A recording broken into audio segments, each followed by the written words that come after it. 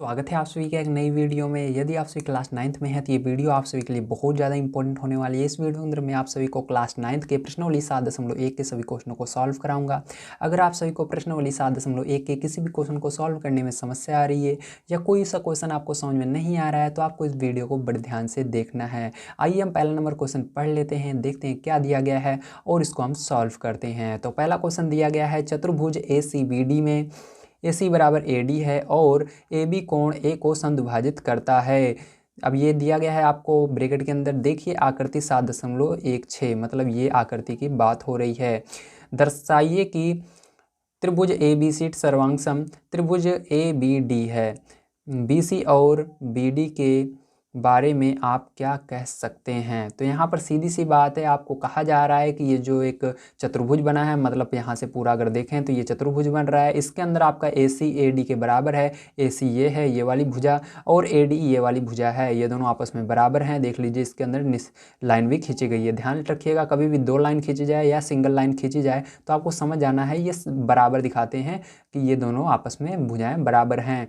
अब देखिए आगे कह रहा है AB कोण A को समद्विभाजित करता है। अब ये जो देखो क्या कह रहा है, AB जो है कोण A को समद्विभाजित करता है, मतलब ये AB वाली जो लाइन आई हुई है ये क्या कर रही है, ये कोण A पूरा यहाँ तक बन रहा है, इसको दो आधे आधे भागों में विभाजित कर रहा है। समद्विभाजित का मतलब होता है बराबर दो भागों में बांटना। ठीक है, अब हमको इसके अंदर बताना है कि अब हमको यहाँ पर दो चीज़ें बतानी है। पहला नंबर दिखाना है कि इसके अंदर दो त्रिभुज बन रहे हैं, ये वाला और ये वाला, दोनों सर्वांग हैं कि नहीं है। और इसके अंदर ठीक है, यहाँ पर आपको उसके बाद बताना है कि आप BC और BD के बारे में क्या बता सकते हैं, मतलब ये BC और BD सर्वांग बराबर हैं या नहीं, इसके बारे में भी हमको कुछ ना कुछ बताना है। तो चलिए हम सबसे पहले सिद्ध करते हैं त्रिभुज ABC और त्रिभुज ABD सर्वांग हैं। तो चलिए स्टार्ट करते हैं। तो जैसा कि आप सभी देख सकते हैं यहाँ पर मैंने जो चित्र आपको दिया गया था उसको बना लिया है। अब यहाँ पर आपको एक एक चीज़ को बड़े ध्यान से समझना है। तो यहाँ पर सबसे पहले हम देखेंगे दो त्रिभुज बन रहे हैं, एक तो ये वाला बन रहा है, एक ये वाला बन रहा है। अब यहाँ पर देखिए हम इसको लिख देंगे, त्रिभुज ABC तथा त्रिभुज ABD में। अब देखिए दो त्रिभुज बन रहा था, पहले ABC बन रहा था तो ABC, और दूसरा वाला आपका ABD बन रहा है, ABD। ये दो त्रिभुज बन रहे हैं, एक दो। ठीक है, अब देखिए इसके अंदर क्या देख सकते हैं आप सभी, आपको दिया गया है।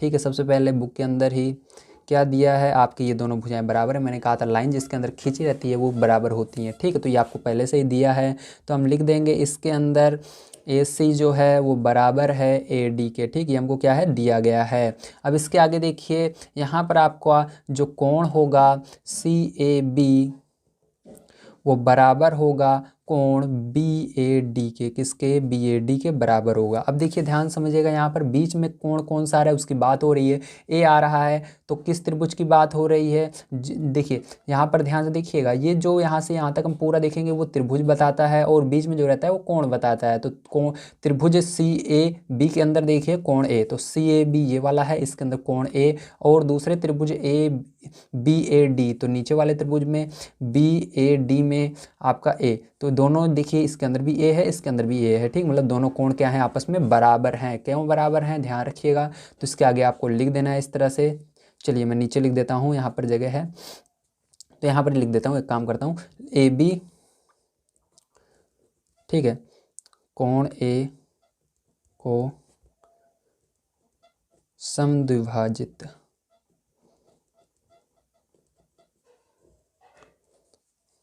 करता है। ठीक है, क्यों बराबर हैं, क्योंकि यहाँ पर जो आपका AB है, ठीक है, AB ये वाली लाइन है, ये A को समद्विभाजित करता है। तो मैंने कहा था समद्विभाजित का मतलब होता है समान दो भागों में बांटना।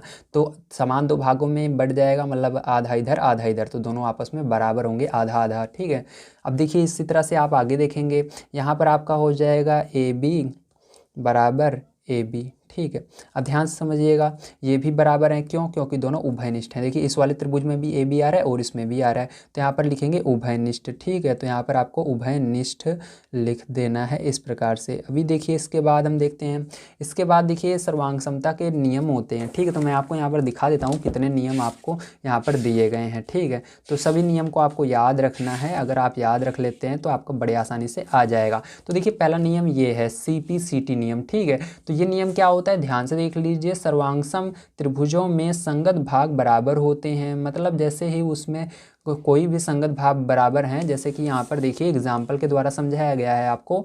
देखिए इसके अंदर भी 5 सेंटीमीटर है, इसके अंदर भी 5 सेंटीमीटर, लेकिन क्या किया गया है, ये ऊपर है ये नीचे है, लेकिन रहना चाहिए, जाए वो कहीं पर हो, ये ऊपर है ये नीचे, बस त्रिभुज को घुमा दिया गया है। इसके अंदर भी 4.5 है, इसके अंदर भी 4.5 है, 4 इसमें भी है, 4 इसमें भी है, इसमें भी वही सेम चीज़ है, लेकिन क्या किया गया, सबको थोड़ा थोड़ा घुमा दिया गया है। तो क्या है इसके अंदर, देखिए आपको देख सकते हैं इसके अंदर कोण भी सब में बराबर हैं, भुजाएं भी सब में बराबर हैं, बस इसको थोड़ा सा उल्टा कर दिया गया है। तो इस तरह से जब सारी चीज़ें बराबर रहती हैं तो उनको हम क्या कहते हैं, उसको हम कहते हैं CPCT, मतलब सर्वांगसम त्रिभुज में संगत भाग बराबर हैं। ठीक है, इस तरह से आपका ये पहला नियम होता है, इसको याद रखिएगा, अभी इसका काम लगेगा। ठीक है, अब उसके बाद दूसरा नंबर देखिए आपका है SAS। ठीक है, SAS का मतलब क्या होता है, S का मतलब होता है साइड, A का मतलब होता है एंगल, और S का मतलब साइड। साइड यानी होता है भुजा, एंगल यानी होता है कोण, और साइड यानी भुजा। ठीक है, इसके अंदर क्या होता है, हमारी जो दो साइड हैं, साइड यानी क्या होता है, भुजा होती हैं, दो भुजाएं कोई सी बराबर होंगी। जैसे कि ऊपर देखिए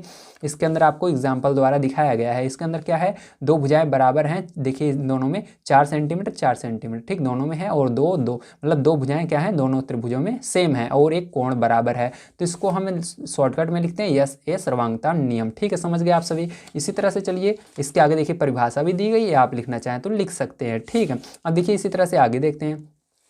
तो इसके अंदर आपका एक नियम आ जाता है ASA। AS का मतलब क्या होता है, तो वही होता है, A यानी होता है एंगल, और यस मतलब होता है साइड, और A का मतलब होता है एंगल। मतलब इसके अंदर आपका एंगल मतलब कोण, इसके अंदर दो कोण देखिए AA दो बार है, मतलब दो कोण बराबर होनी चाहिए और एक भुजा बराबर होनी चाहिए, लेकिन इसको लिखने का तरीका यही होता है ASA। ठीक है, पहले A लिखना, फिर यस लिखना, फिर A लिखना। तो देखो इसके अंदर जैसे आप देख सकते हो एग्जाम्पल में, दो इसके अंदर क्या है, कोण बराबर है, इसके अंदर भी 60 है, इसके अंदर भी 60 है, 45 है, 45 है, 4 है, 4 है। ठीक है, भुजा भी एक बराबर है, तो इसी को शॉर्टकट में हम लिखते हैं ASA। ठीक है, मतलब इसके दो कोण बराबर हैं और एक भुजा बराबर है, भुजा को बीच में लिखना। ठीक है, अब देखो इसी तरह से हम देख लेते हैं आगे इसके अंदर। तो देखिए इसके अंदर एक और आपको दिया गया है SAS। ठीक है, तो ये वाला तो मैंने आपको शायद तक अभी बताया था ना, SAS वाला, हाँ ये वाला बता दिया है। ठीक है, अब इसको तो पता ही है आपको, चलिए इसके आगे देख लेते हैं। तो देखिए इसके अंदर और सारी चीज़ें आपकी सेम हैं। यहाँ पर एक दिया गया है AAS, जो कि यही नियम है आपका, पीछे जो मैंने बताया ASA का ही है, बस A को आगे कर दिया गया है। ठीक है, यही सेम नियम है, इसके अंदर भी आपकी क्या होनी चाहिए, दो कोण बराबर होनी चाहिए, एक भुजा बराबर होनी चाहिए। और देखिए इसके अंदर एक नियम और होता है यस, मतलब साइड साइड साइड, मतलब तीनों भुजाएं बराबर हों तब भी वो एक नियम होता है। ठीक है, ध्यान रखिएगा। अब देखिए यहाँ पर हमारा कौन सा नियम लगेगा, इसको ध्यान समझ लीजिए। तो इसके अंदर देखिए यहाँ पर आपको इसलिए मैं बता रहा हूँ क्योंकि ये सर्वांगसम हो रहे हैं। क्यों हो रहे हैं, क्योंकि इसके अंदर देखिए हमने क्या किया, दो भुजाएं बराबर कर दी हैं। कितनी भुजाएं बराबर की हमने, दो भुजाएं बराबर की हैं। कौन सी, एक तो ये वाली आपकी AD वाली इसके बराबर है। ठीक है, पहली ये भुजा बराबर है आपकी, दूसरा ये आपकी ये वाली भुजा AB, देखिए दोनों में उभयनिष्ठ है, ये भी बराबर है, और एक कोण को बराबर कर दिया है। तो अंत में आप लिख देंगे, यहाँ पर ध्यान से देखिएगा क्या लिखना है आपको। ठीक है, तो ऐसे लिखेंगे त्रिभुज ABC। ठीक है, सर्वांगसम का नियम लगाएंगे, सर्वांगसम का निशान लगाएंगे इस तरह से यहाँ पर, और उसके बाद लिखेंगे त्रिभुज ABD। ठीक है, तो ये आपका हो गया। अब इसके बाद देखिए आगे आपको कह रहा था कि यहाँ पर आप BC और BD के बारे में क्या कह सकते हैं, BC और BD के बारे में क्या कह सकते हैं। तो ये सर्वांगसम त्रिभुज हो गया है, हमको पता लग गया है ये दोनों सर्वांगसम हैं आपस में, इसलिए यहाँ पर जो ये भुजाएं हैं ये भी आपस में बराबर होंगी। तो आप लास्ट में लिख दीजिएगा, यहाँ पर क्या लिखेंगे, ध्यान से देखिएगा। तो यहाँ पर आप लिखेंगे BC बराबर हो जाएगा BD के। क्यों बराबर होगा, तो मैंने अभी आपको एक स्टार्टिंग में ही नियम बताया, CPCT। ठीक है, उसके जब सभी, ठीक है, आपस में, क्योंकि ये इसके देखिए ये सर्वांगसम हो जाता है तो आपको CPCT लिख देना है, मतलब ये सर्वांगसम है तो इसके जितने भी भुजाएं हैं वो बराबर होंगी। ठीक है, इसलिए आपको CPCT लिख देना है शॉर्टकट में। ठीक है, तो ये एक नियम होता है। तो समझ में आया आप सभी को, वेरी गुड। चलिए इसके बाद सेकंड नंबर क्वेश्चन पर चलते हैं, उसको पढ़ते हैं और उसको भी सॉल्व करते हैं। तो देखिए सेकंड नंबर का क्वेश्चन आपको दिया गया है, ABCD एक चतुर्भुज है। तो आप देख सकते हैं ये जो ABCD है ये एक चतुर्भुज है जिसमें AD बराबर BC है। तो ये AD जो है, ठीक, AD कौन सा है, ये वाला AD है, ये BC के बराबर है, ये दोनों भुजा आपस में बराबर है। देखिए यहाँ पर एक लाइन खींची गई है, जब लाइन खींची रहे तो आपको जान जाना है कि हाँ ये बराबर हैं। अब देखिए कोण जो आपका DAB है और जो कोण आपका CBA है, ठीक है, वो क्या है, आपस में बराबर हैं। तो देखिए DAB कहाँ पर है, तो ए कोण की बात हो रही है त्रिभुज DAB में, ठीक है। तो देखिए DAB ढूंढिए कहाँ पर है, तो DAB मतलब ये वाला कोण जो है इस वाले कोण के बराबर है, ठीक है, ध्यान रखिएगा। अब आगे कह रहा है देखिए आकृति 7.17, तो ये आकृति देखने के लिए कह रहा है सिद्ध कीजिए कि आपको इतनी चीज़ें सिद्ध करनी है। पहला नंबर आपको सिद्ध करना है त्रिभुज ABD सर्वांगसम, त्रिभुज BAC, तो ये दोनों त्रिभुज आपस में सर्वांगसम हैं या नहीं आपको बताना है। तो चलिए हम देख लेते हैं यहाँ पर इन दोनों त्रिभुजों को, ठीक है, किस प्रकार से सर्वांगसम करेंगे। तो देखिए अब ध्यान से समझिएगा, यहाँ पर मैंने जो आपका डायग्राम है, चित्र है, उसको बना लिया है। अब यहाँ पर हम समझते हैं पहला नंबर क्वेश्चन सबसे पहले। तो यहाँ पर देखिए आपको सबसे पहले क्या देखना है, इसके अंदर आपको कह रहा है, ठीक है, आपको क्या दिखाना है, एक बार फिर से मैं क्वेश्चन दिखा देता हूँ। तो पहला नंबर क्वेश्चन कह रहा है त्रिभुज ABD, तो त्रिभुज ABD कहाँ पर है, ABD ये वाला त्रिभुज आपका, और जो आपका त्रिभुज BAC है, तो BAC कहाँ पर है, B ये रहा, A ये रहा, C ये रहा, ये वाला त्रिभुज, ये वाला त्रिभुज और ये वाला त्रिभुज आपको सर्वांगसम दिखाना है। तो आइए देखते हैं। तो देखिए सबसे पहले यहाँ पर आप लिखेंगे, ठीक है, पहले नंबर में यहाँ पर आपको लिख देना है, क्या लिखेंगे, त्रिभुज ABD तथा त्रिभुज BAC में, ठीक है, इतना लिखना है आपको।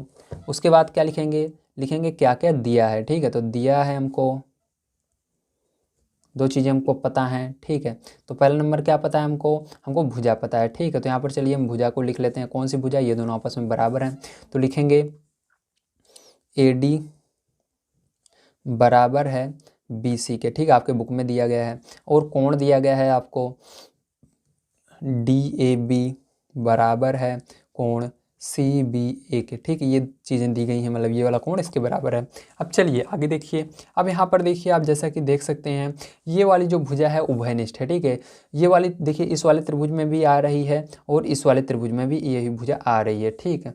अभी आपको क्या लिख देना है, एक सेकंड रुकिए, ये वाला त्रिभुज और ये वाला त्रिभुज, हाँ ये वाली भुजा उभयनिष्ठ होगी, कौन सी, ये वाली उभयनिष्ठ होगी, ठीक, क्योंकि हमको यहाँ से ये वाला त्रिभुज लेना है और ये वाला त्रिभुज लेना है। तो ये वाली भुजा देखिए जो AB है इसके अंदर भी आ रही है, इसके अंदर भी आ रही है, तो लिखेंगे AB जो है हमारी वो क्या है, उभयनिष्ठ है, तो AB बराबर AB दोनों में आ रही है। क्यों आ रही है, क्योंकि ये एक उसका भुजा है, ठीक है, उन दोनों त्रिभुजों की एक भुजा है, उभयनिष्ठ है, ठीक, इस तरह से लिख देना। तो यहाँ पर हमारा ये सर्वांगसम होगा, ठीक, तो आपको आगे लिख देना है ये सर्वांगसम होगा, किस नियम से होगा, देखो यहाँ पर हमने क्या देखा, दो भुजा देख ली, मतलब साइड एंगल साइड, ठीक है, कौन सा नियम हो जाएगा, साइड एंगल साइड, दो भुजा और एक कोण हमने बराबर कर लिया है। तो इस तरह से आपको बड़े आसानी से आप कर सकते हो। तो ये क्या होगा, सर्वांगसम होगा, तो यहाँ पर लिखेंगे सर्वांगसम,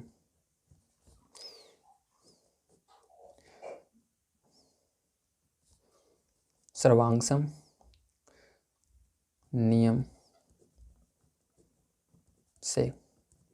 तो अंत में आप लिख दीजिएगा अतः जो आपका त्रिभुज होगा ABD, ठीक है, वो क्या होगा, वो आपका सर्वांगसम होगा, ठीक है, किसके सर्वांगसम होगा, आपका जो आपका त्रिभुज BAC है उसके सर्वांगसम होगा। ओके, चलिए अब इसके आगे देख लेते हैं हम अपना। इसके अंदर आपके 3 पार्ट हैं, तो पहला पार्ट आपका हो चुका है, अब सेकंड पार्ट यहाँ पर हम देख लेते हैं। तो सेकंड नंबर का पार्ट है, ये पढ़ लेते हैं सबसे पहले। यहाँ पर आपको कह रहा है BD बराबर AC, तो क्या BD बराबर AC है, इसको आपको बताना है। तो देखिए BD कहाँ पर है, BD ये रहा, और AC कहाँ पर है, ये रहा, ठीक है। तो ध्यान से समझिएगा, हाँ ये बराबर होंगे, क्यों बराबर होंगे, क्योंकि हमने इन दोनों त्रिभुजों को बराबर दिखा दिया, ये वाला त्रिभुज और ये वाला त्रिभुज बराबर है। तो यहाँ पर आपका CPCT नियम लग जाएगा, मतलब मैंने आपको बताया था किसी भी त्रिभुज के जब, ठीक है, हम उसको सर्वांगसम दिखा देते हैं तो वहाँ पर CPCT नियम लग जाता है, ठीक है। तो फिर से मैं एक बार आपको याद दिला देता हूँ, दिखा देता हूँ, ठीक है, कि CPCT नियम क्या होता है। देखिए यहाँ पर ये रहा CPCT नियम, सर्वांगसम त्रिभुज में संगत भाग बराबर होते हैं तब CPCT लिखा जाता है, ध्यान रखिएगा, ठीक है। सर्वांगसम त्रिभुजों के संगत भागों के लिए क्या लिखते हैं, CPCT लिखते हैं, ठीक है। तो यहाँ पर क्या है, हमारा सर्वांगसम त्रिभुज में संगत भाग बराबर है। अब इस तरह से आपको यहाँ पर लिख देना है, सर्वांग त्रिभुज में संगत भाग बराबर है। ठीक है, हमने इसको दिखा दिया है। अब इस तरह से अगर आपका एक सर्वांग सम मिल जाता है तो उसके अंदर जितने भी भुजाएं होंगी सब आपस में बराबर होती हैं, इसलिए उसको CPCT नियम से लिखना होगा आपको, CPCT नियम से। ठीक है, बस हो गया। अब इसी तरह से चलिए हम थर्ड वाला देख लेते हैं। तो देखिए थर्ड वाला भी आपका सेम यही होगा, क्योंकि एक बार ऐसा सर्वांग सम दिखाने के बाद आप सब में CPCT लगा सकते हैं। ठीक है, CPCT लगा देना है बस आपको। तो थर्ड वाला क्वेश्चन कह रहा है आपका कोण ABD, कौन सा कोण ABD बराबर कोण BAC। तो कोण ABD कहाँ पर है, तो ABD ये वाला कोण कह रहा है, B वाला, और उसके बाद BAC, तो BAC ये वाला कोण। ठीक, ये वाला कोण आपस में बराबर होंगे कि नहीं होंगे, क्योंकि जो हमने अभी त्रिभुज सर्वांग सम दिखाया है उसी के अंदर है। ठीक है, इसलिए हमको अलग से दिखाने की जरूरत नहीं होगी, बस हम उसके अंदर लिखेंगे CPCT नियम से। तो यहाँ पर आपका कोण ABD बराबर हो जाएगा BAC के। क्यों होगा, क्योंकि यहाँ पर CPCT नियम से, क्योंकि हमने पहले ही इसको दिखा दिया है कि ये सर्वांग सम है। ठीक है, इसलिए इसके कोण भी सब बराबर होंगे। ठीक है, दोनों में हो गया। अब चलिए इसके बाद हम चलते हैं इसके थर्ड नंबर क्वेश्चन पर, उसको पढ़ते हैं और उसको सॉल्व करते हैं। तो देखिए तीसरा नंबर क्वेश्चन आपको दिया गया है, एक रेखाखंड AB पर AD और BC दो बराबर लंब रेखाखंड हैं। देखिए आकृति 7.18, तो ये आकृति आप देख सकते हैं जैसे कि दिखा रहा है यहाँ पर। जो AB है, ठीक है, वो दो रेखाखंड जो कि आपकी AD और BC हैं उस पर क्या है, लंब है, मतलब उस पर सीधा सीधा वो लंबवत गया हुआ है। ठीक है, उस पर इस तरह से दिखा रहा है। आगे देखिए, दर्शाइए कि CD रेखाखंड AB को समद्विभाजित करता है। मतलब क्या कर रहा है, यहाँ पर आपको दिखाना है जो CD है, CD कौन है भैया, CD ये है। ठीक है, ये क्या कर रहा है, AB को, AB कौन है, ये है, ये जो लाइन खींची गई है। ठीक है, इसको समद्विभाजित कर रहा है, मतलब बराबर दो भागों में बांट रहा है। तो चलिए अब इसको हम करते हैं। तो यहाँ पर देखिए मैंने क्या किया है, इस आकृति को बना लिया है। अब इसको हम ध्यान से देखेंगे। अब आपको यहाँ पर ध्यान से समझना होगा। ठीक है, अब देखिए यहाँ पर आपको क्या करना है, सबसे पहले यहाँ पर आपको दो त्रिभुज दिख रहा है, इन दोनों त्रिभुज को आपको लिख लेना है। तो चलिए यहाँ पर हम देख लेते हैं। तो यहाँ से ही देखते हैं, त्रिभुज AOD। ठीक है, त्रिभुज AOD देखिए, तथा AOD कौन सा है, AOD ये वाला त्रिभुज, और आपका दूसरा होगा BOC। ठीक है, तो त्रिभुज BOC में। ठीक है, अब उसके बाद देखिए यहाँ पर आप देख सकते हैं जो ये कोण O है वो दोनों में बराबर है। तो क्या होगा, ये बराबर होगा, ध्यान रखिएगा, क्योंकि शीर्षाभिमुख कोण बन रहा है यहाँ पर। तो यहाँ पर लिखेंगे कोण AOD बराबर कोण BOC। ठीक है, क्या है, शीर्षाभिमुख कोण है। ठीक है, तो इस तरह से आपको लिख देना है शीर्षाभिमुख कोण, शीर्षाभिमुख कोण। ठीक है, इस तरह से आप लिख देंगे। ओके, तो इस तरह से हो गया, एक चीज़ हमने बराबर कर लिया, एक कोण बराबर कर लिया है। अब इसके अंदर देखिए हम क्या बराबर कर सकते हैं, हमको एक तो दिया हुआ है भुजा, इस भुजा को हम बराबर कर सकते हैं, और इसके अलावा हमको एक चीज़ और दिया गया है, इसके अंदर एक कोण और दिया गया है, इसको भी हम लिख सकते हैं। तो चलिए इस कोण को लिख लेते हैं, क्योंकि यहाँ पर भी 90 अंश का बन रहा है, समकोण है, यहाँ पर भी समकोण है। तो यहाँ पर लिखेंगे कोण जो है हमारा, जिसको हम लिखते हैं उसको बीच में लिखते हैं। देखिए यहाँ पर O को हमने बराबर किया, O कहाँ पर था, बीच में था हमारा। इसके अंदर भी A को बराबर करें, A बीच में रहना चाहिए, तो लिखेंगे DAO। ठीक है, तो कोण DAO बराबर हो जाएगा कोण आपका किसके, हो जाएगा CBO के। ठीक है, किसके, CBO के बराबर हो जाएगा। ठीक, क्योंकि ये दोनों समकोण हैं। ठीक है, आपको लिख देना है समकोण हैं दोनों। तो चलिए दोनों त्रिभुज में बराबर हो गए। अब एक चीज़ और बराबर कर सकते हैं, इसके अंदर भुजा बराबर कर सकते हैं। तो चलिए भुजा बराबर कर देते हैं, BC बराबर क्या हो जाएगा, AD हो जाएगा, आपको दिया गया है। ठीक है, ये दोनों भुजा बराबर हैं, तो इसको लिख देना दिया है इस तरह से। अब देखिए इसके आगे यहाँ पर हमारा सर्वांग समता का नियम आ गया है, लगा दिया है हमने, क्योंकि इसके अंदर हमने तीन चीज़ बराबर कर ली है। बस आपको तीन चीज़ें बराबर करके दिखाना होता है, तो ASA सर्वांग समता नियम से। ठीक है, तो इस तरह से आपको लिख देना है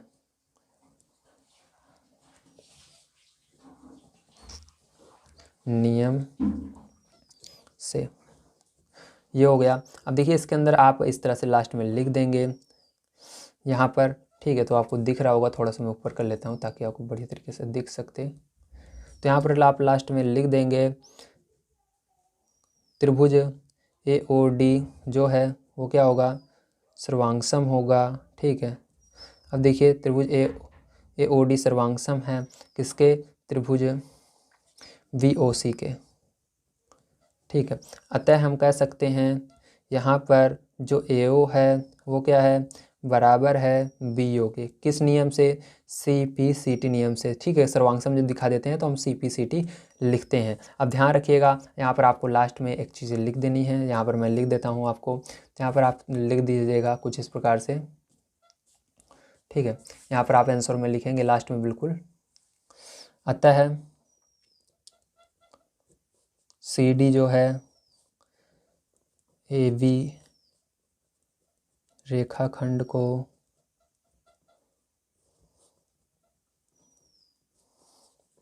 समद्विभाजित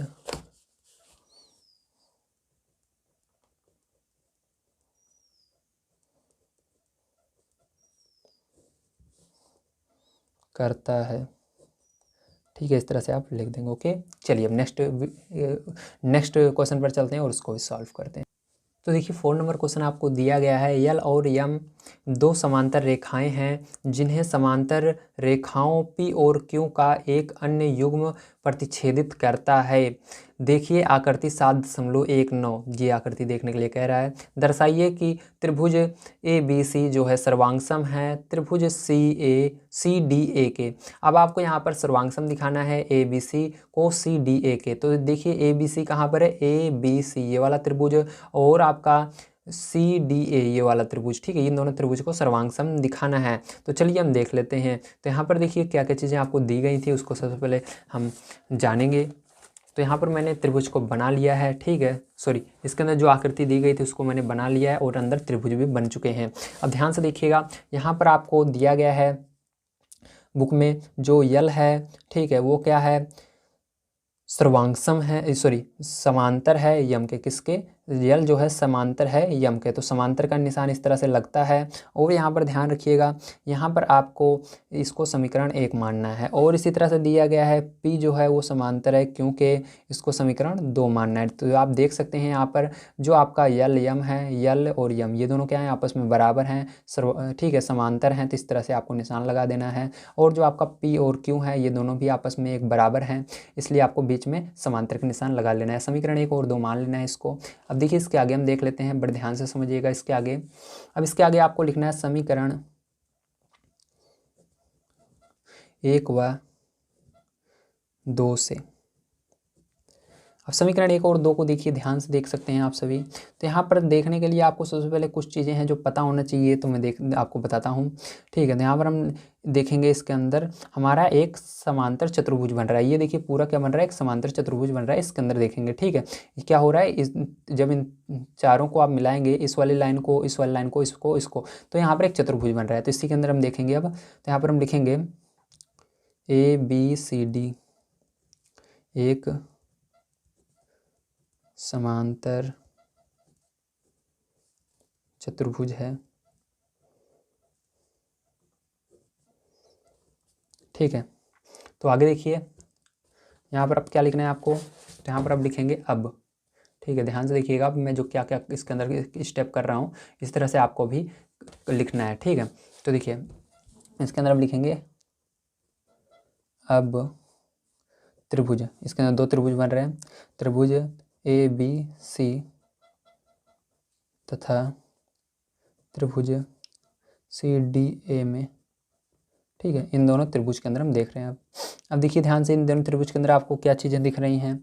तो इसके अंदर आप कह सकते हैं जो आपका BC होगा, ठीक है, वो क्या होगा, वो AD के बराबर होगा। ठीक है, किसके बराबर होगा, AD के बराबर। देखिए BC कहाँ पर है, तो BC यहाँ से लेकर यहाँ तक ये AD के बराबर है। क्यों बराबर है, क्योंकि मैंने आपको बताया कि ये क्या है, यल और यम दोनों आपस में समांतर हैं। तो यहाँ पर BC इतनी दूरी और ये AD जो है ये यल लाइन से तो बनी है मिलकर के, तो ये भी आपस में क्या होंगे, बराबर होंगे। ये दोनों क्या होंगे, समांतर होंगे, बराबर होंगे। तो इस तरह से आप लिख दीजिएगा। ठीक है, आगे लिख दीजिएगा यहाँ पर समांतर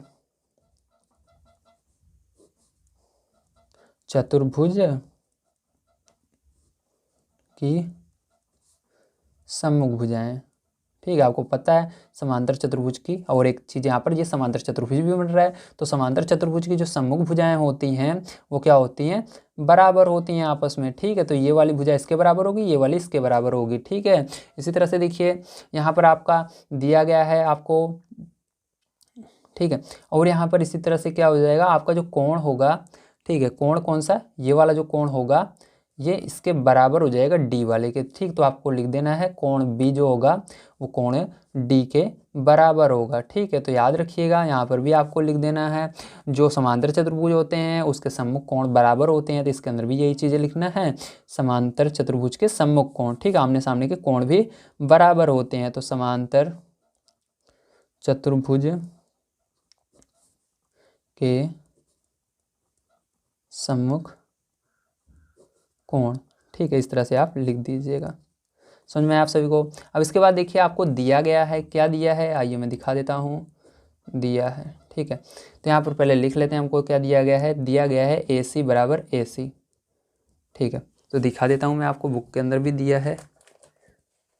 ठीक है, एक सेकंड, बुक में नहीं दिया गया है तो यहाँ पर देख लीजिए, यहाँ पर देखिए आप देख सकते हैं AC जो है उभयनिष्ठ है। ठीक है, या आप ऐसे उभयनिष्ठ भी लिख सकते हैं, देखिए इस त्रिभुज में भी आ रहा है इसमें भी आ रहा है, तो उभयनिष्ठ भी आप लिख सकते हैं इसके आगे। ठीक है, अगर आपकी बुक में नहीं दिया गया है तो उभयनिष्ठ लिख सकते हैं। ठीक है, तो यहाँ पर उभयनिष्ठ लिख सकते हैं, तो ये देखो दोनों में आ रहा है, उभयनिष्ठ लिख देंगे। अब देखिए इसके अंदर हमने क्या किया, इसके अंदर दो भुजाओं को बराबर दिखा दिया, एक कोण को बराबर दिखा दिया। अतः अब हम यहाँ पर कह सकते हैं ये हमारा क्या, किस नियम से, SAS, ठीक है, सर्वांग समता के नियम से क्या हो जाएगा, सर्वांग सम हो जाएगा। ठीक है, तो इस तरह से हमने क्या किया, दोनों त्रिभुज को सर्वांग सम दिखा दिया। ठीक है, तो आपको पता लगा किस तरह से करना है, वेरी गुड।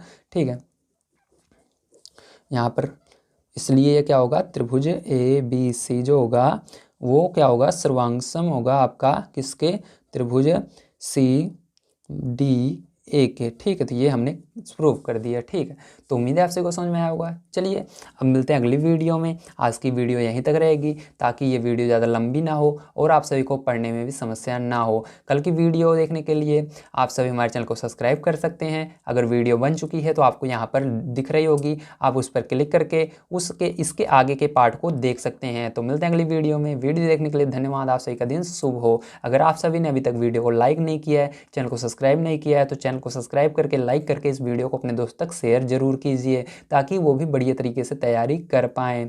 तो मिलते हैं अगली वीडियो में। आप सभी का धन्यवाद।